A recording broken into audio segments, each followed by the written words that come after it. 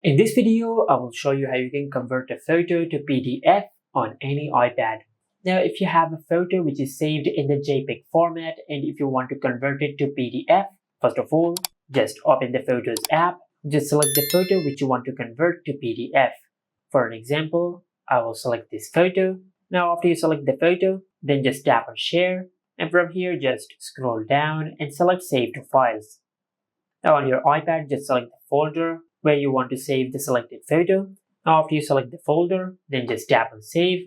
Now after you do that, then just go to your home screen and open the Files app on your iPad. Then go to the section where you have saved the selected photo. Now after you open the folder where you have saved your photo, then just tap on Select and select the photo which you want to convert to PDF. After you select the photo, then tap on the three dots over here, and from this menu just select Quick Actions.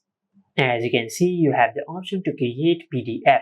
Now just tap on Create PDF, and as you can see, we have successfully created a PDF of the selected photo. Now to check whether the file is in PDF format or not, just select the file which we have converted into PDF, then tap on the drop down arrow over here.